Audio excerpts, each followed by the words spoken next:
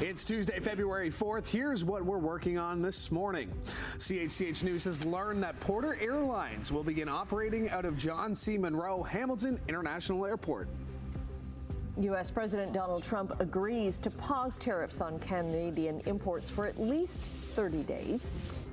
And Hamilton native Shea Gilgeous-Alexander continues to build his case for his first MVP award.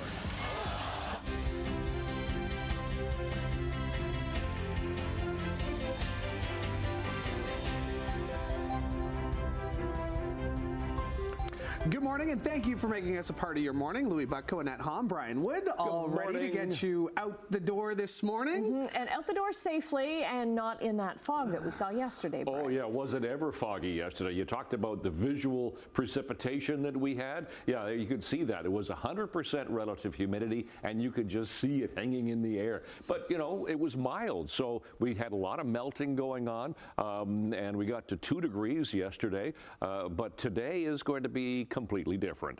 Today it's going to be a lot chillier. We're going to sit about where we are right now, and we are at -3.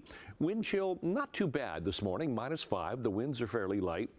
But it's going to be fairly cloudy for the day today, and we could get some flurries on and off. We'll see a bit of sunshine for the day tomorrow. But yeah, today is going to be a fair bit chillier. As I said, -3 right now, and that's about where we're going to sit. We could dip a little bit more as we get towards sunrise. That's always the case. But then we'll sit around -3 with some flurries for the day today. So yeah, we got rid of the fog, so visibility is much better today. But you've got to be careful, because yesterday there was a lot of melting because we got to +2, and this morning everything is frozen up, so it could be slippery on the sidewalks and roads today. Be really careful. There's no problems with traffic here at the 403 and Watertown Road. That's doing okay so far this morning. Nothing to see there. MTO traffic cameras, Nikola Tesla Boulevard. So you're looking at Toronto-bound lanes heading away from us toward the Skyway. Here's the top of the Burlington Skyway Bridge looking down toward North Shore Boulevard. And here's a look at Third Line. A little bit busier here, but still moving nicely. So nothing going on so far, but we'll keep the eye open for you. We'll look at weather and traffic coming up right now. The news. All right, thanks, Brian. CHCH News has learned that Porter Airlines will soon be operating out of Hamilton's airport. That's according to multiple sources. Simone Gavros joins us live from Hamilton's John C. Munro Airport with the details. Louis, right now details are pretty limited. At first, we did hear that this was going to be a Canadian passenger service, as it was going to be flying out of the airport, and then multiple sources confirmed that that airline is Porter. Sources say that this is a multi-million-dollar expansion, and it's going to be welcome news to many travelers. Now, this announcement is going to be coming out at 11 a.m. this morning, and that's where we're going to learn a lot of those details about, what this means for when the airline's going to launch, how many flights are going to be flying out of the airport, and which destinations are going to be offered. This investment is far larger than past airline launches in the city, according to a source with direct knowledge of the deal who's not authorized to speak publicly. Airlines such as Play, Flair, Lynx, and Swoop have started and stopped flying out of Hamilton in recent years. Play Airlines was the most recent one to pull out of Canada less than 2 years after entering the market.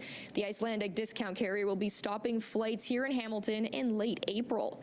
Lynx Air shut down last year in February due to financial pressures, and Swoop folded into WestJet's mainline operation back in 2023.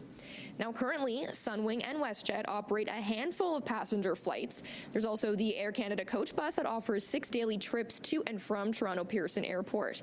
Data from November of last year shows that the airport anticipated to serve 325,000 travelers by the end of 2024. That's a significant drop from 2023's 820,000 passengers.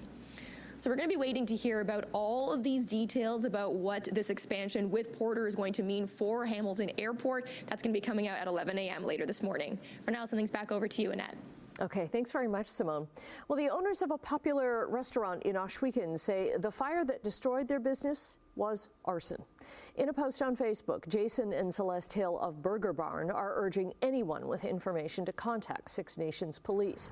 The fire at Burger Barn started early Monday morning of last week. 2 days before that, on Saturday, January 25th, there had been a drive-by shooting that hit a glass vestibule at Burger Barn. On their Facebook page, the owners thank Six Nations and Haldimand County Fire Departments and Six Nations Police for their quick work. They also warn other businesses in the the area to be extra vigilant. U.S. President Donald Trump says he's very pleased with the initial outcome of his tariff threat after a phone call with Prime Minister Justin Trudeau. The two leaders agreed to a 30-day pause on the 25% tariffs that would have impacted most Canadian goods crossing the border into the U.S. Now, Trudeau confirmed that Canada is committing $1.3 billion to border security, with nearly 10,000 frontline personnel involved in efforts to target crime and drugs. The 6-year border security plan was first announced way back in December. As a result, incumbent Premier Doug Ford says Ontario will pause all retaliatory measures against the United States, and he talked about it in another U.S. News interview last night on NBC News. It's just not accurate when he's saying we don't need Canadian anything from Canada. Well, let me tell you, 1.2 billion barrels a year go down to the U.S. That's 60% of your imported energy. High-grade nickel from Ontario, uranium for your nuclear weapons, all come from Canada. Our potash to keep your farmers going, 87% comes from Canada. Aluminum comes from Canada. So I could put the list on. I could go on for another hour. You have two options. We either battle this out, which does not make sense, and both countries will get hurt. There'll be layoffs in both countries, or let's work together and keep an eye on the real enemy, China. Now, Ford had previously directed LCBO stores to stop selling alcohol from the states and had said that the province would no longer procure new contracts with U.S. companies. Ford has also paused plans to cancel that $100 million contract that he said he ripped up with Elon Musk's Starlink to improve a rural broadband in Ontario. He says retaliatory measures, though, are still on the table if Trump imposes tariffs at any point. Meanwhile, looming American tariffs have given Doug Ford's government their highest approval rating in nearly a year. The Liaison Strategies poll conducted between January 31st and February 1st reveals the PCs now lead with 43% of decided and leaning voters, doubling their lead from the previous week. In contrast, the Liberals under Bonnie Crombie sit at 31%, while the NDP continues to slide at 16%. The Green Party holds steady at 5%. The poll has a margin of error of nearly 3%. Ontario's leaders will be fanning out across the province today. Ford is set to make an announcement in Ottawa this morning. Marit Stiles also in Ottawa, and then she'll head to Kingston for a campaign stop. Meanwhile, Liberal leader Bonnie Crombie will be in Brampton and Toronto, while Greens leader Mike Schreiner will be at events in Bracebridge and Huntsville. The Ontario government is warning of a scam regarding its taxpayer rebate checks. So the province is in the process of sending out those $200 checks to 15 million people. An alert on Ontario taxpayer website warns that the province will not contact you proactively about the checks. It says if someone who seems to be from the Ontario government reaches out to you directly without asking, it may be a scammer. And you don't have to sign up for this rebate program. Well, after a cyber incident, the Hamilton Wentworth District School Board says internet access will be restored at all of its schools and offices today. Remote learning will resume today as well. In an update on Facebook, the board says as part of the reconnection process, students with board devices will have to change their passwords when they log on. High school students will be prompted to do that tomorrow, and elementary students will have to change their passwords on Thursday. All right, sports line, and we will start in the NBA, where Hamilton native Shai Gilgeous-Alexander continues to make his case for his first MVP award with another huge game last night. He's been able to dictate things already with the 17 points in this first quarter. Stops, goes right back to work, and lays it up and in. Unfair business from SGA. The former Sir Alan McNabb Lion finished with a game-high 34 points despite only playing 22 minutes in the first-place OKC Thunder's 125-96 victory over the short-handed Bucks. Now, Milwaukee was without Giannis Antetokounmpo, Damian Lillard, Brook Lopez, and Chris Middleton, turning what could have been an exciting rematch of the NBA Cup final into a blowout win. Gilgeous-Alexander, the NBA's leading scorer showed no mercy, scoring 21 points on 9 for 11 shooting in the first quarter. He had 30 by the end of the first half.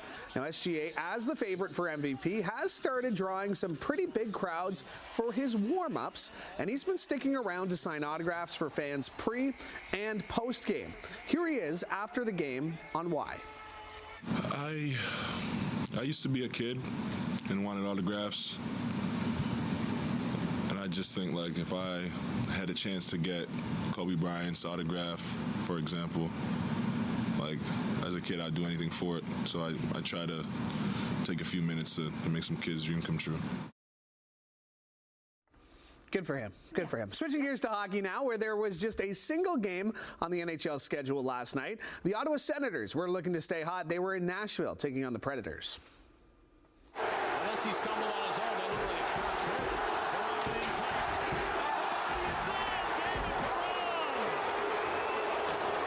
His 311th goal in his career, his first as an Ottawa Senator. They lead it 4-2.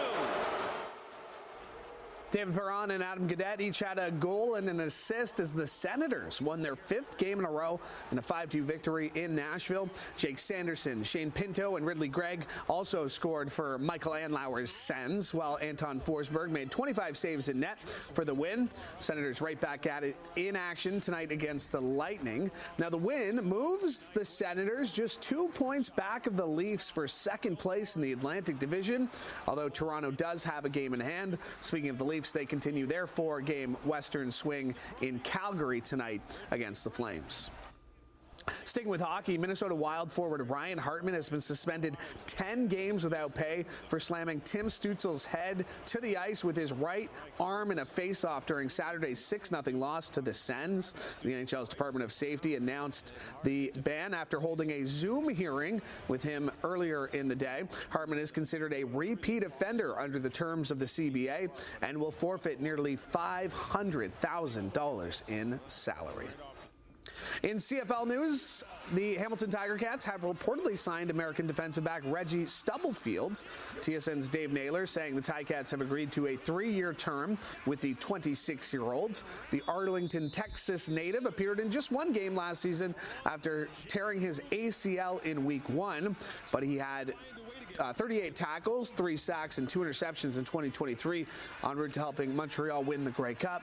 Now, the move can't officially be announced until CFL free agency opens on February 11th.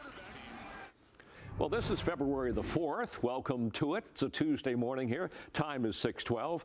Looking at traffic, first of all, before we go too much further, here's a look at the 403 and Waterdown Road coming out of Hamilton toward Burlington, toward us on this camera. And it looks pretty good, so nothing to see there. St. Catharines, we'll check some cameras there. First of all, QEW at 7th. Looks good, both directions, no problems. Nikola Tesla Boulevard again. Here's Guelph Line, a little bit busier now, coming towards us from Brant Street in the distance. Here's east of Royal Windsor around the Ford plant. Nothing going on at Etobicoke Creek. All moving fairly nicely, but keep in mind, with the melting yesterday and the freezing overnight, could be slippery in some areas, particularly some sidewalks, so do take care.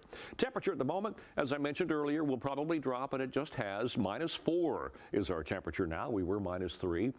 So wind chill right now is -9. Thankfully, the winds are fairly light this morning. From the west-northwest, the sky is partly cloudy at the moment, and for school today, heading off, we're looking at cloudy skies throughout the day. Maybe a little bit of sunshine. Let's hope we get some sun and some flurries on and off. A temperature of -3 will be the high, so we don't have far to go to get to that. What we're looking at is that northwest flow coming down across the Great Lakes, a little trough of low pressure going by us, and then that ridge of high pressure is going to give us partly cloudy skies overnight and a bit of sunshine for the day tomorrow. And then another warm front is going to get closer, spreading in some precipitation. It looks like it'll be tomorrow night into Wednesday. But today, fairly cloudy, -1 to -3 will be the temperature range. A little chillier for Guelph and Kitchener, maybe a little bit of sunshine for Halton Peel into Toronto. So chillier than yesterday. Tonight will be cold, -10 for Niagara, -9, 10, even 12 and 13 around the rest of the horseshoe. Wind chill values, into the low -teens. So so it's going to be a cold night and a cold start to the morning tomorrow. And tomorrow's temperature, -3 to -4 generally. We'll see a bit of sunshine for the day tomorrow. It'll start off to be cloudy, and then we'll see a mix of sun and clouds, but still fairly cloudy for Guelph and Kitchener. So, stepping out the door, fourth morning of February. Our temperature right now, as I said, -4. It is partly cloudy. Winds are fairly light, but still a bit of a wind chill this morning. So, yeah, a little chillier than yesterday. So, we'll talk about the long-range forecast coming up. Annette, Louis. Thank you, Brian. Thank you, Brian. All right, up and running on this Tuesday morning. Coming up after the break, the federal Liberals promised more funding for Hamilton's transit system ahead of the looming election. All right, welcome back. The Canadian dollar is down 22 basis points to 69.26 cents U.S. Gold has fallen $9.80 an ounce, and crude is down $1.23 to trading just below $72 a barrel this morning. In midday European trading, markets are down in London and Frankfurt, but slightly up in Paris. In Asia today, the markets were up in Tokyo and Hong Kong. Markets in Shanghai still closed for the Chinese New Year holiday. They will reopen tomorrow. In North American markets, the TSX lost almost 300 points. The Dow dropped over 100, and the Nasdaq closed 235 points lower. The federal Liberals are promising $62 million over 10 years to improve Hamilton's transit system, but with the federal election looming, it's unclear if the funding will materialize. Liberal MPs made the announcement at the Hamilton Mountain Transit Center, saying the city would see the first installment next year. But political uncertainty could put that in jeopardy. Hamilton's transit director, Maureen Causen-Heath, says she's hopeful the funding will stick, even if the Liberals lose the election. Yeah, they're strong in Hamilton, but there's a real fear that they might lose all 3 seats, I think, from their point of view, which would explain why they have such a strong presence at what's really a relatively minor announcement. It was a bit of a squeaker last time on Hamilton Mountain, and we have seen that the popular MPP for the NDP is going to be running federally, which will make it harder, I think, for Lisa Hepner in that case. Chad Collins in Hamilton East will, face the challenge that's a seat that went conservative in the last provincial campaign. Parliament is prorogued until March 24th. Until then, it's a waiting game to see what happens next. Well, the auto sector has dodged U.S. tariffs for now, but there are still significant risks. The president of Unifor, Lana Payne, says the last-minute reprieve says it just means a continued overhang of uncertainty for auto workers. She says Canada has lost out on investment and seen other decisions delayed since U.S. President Donald Trump said back in November that he planned to impose these tariffs. Payne is calling for building a more resilient Canadian economy to create a bigger buffer from U.S. volatility.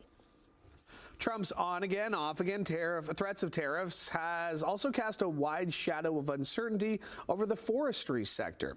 The Forest Products Association of Canada says the U.S. can only meet about 70% of its home-building lumber needs on its own. He says that's without taking into account the rebuilding around fire-weary Los Angeles and in North Carolina after Hurricane Helene last year. The BC Lumber Trade Council called the proposed 25% U.S. tariff plan punitive and unjustified. Nestle Canada is recalling a brand of teething sticks because they pose a choking hazard for babies and young children, the very people they're meant for. The recall affects Gerber Soothe and Chew teething sticks in banana and strawberry apple flavors. No serious injuries have been reported. The Canadian Food Inspection Agency has been informed of the recall. Consumers are asked to throw away the teething sticks in those flavors and contact Nestle for a refund. Just to be clear, those snacks are not just for babies and toddlers, right? You've tried them? I'm just curious. Well, sometimes I'm watching my nephew and I think, what do they taste like? Yeah, exactly. I'm curious, and you've been cat sitting for a while. Are you looking at get out of cat here. food as well? Taking a break right now. Brian will be back with traffic and your 7-day forecast. Don't go anywhere. Oh, this kibble looks good. Okay, all set. Here we go. 6:24 on this Tuesday morning, looking at our MTO traffic cameras, QEW east of Lake, first of all in St. Catharines. Nothing to see right there, but a different story at the top of the Burlington Skyway Bridge. You can see coming over the top of the bridge, heading down toward North Shore Boulevard, it gets really slow here very early in the morning.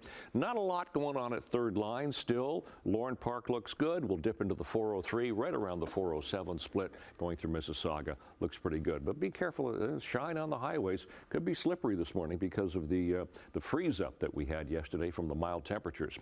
So temperatures right now, we are in the minus column generally around the Horseshoe. We're -4 for Hamilton and Mississauga. Wind chill about -9. The wind is picking up a little bit now. -3 for Grimsby and for Toronto. So the seasonals this time of year really haven't changed for quite a while. Still -2 for the daytime high.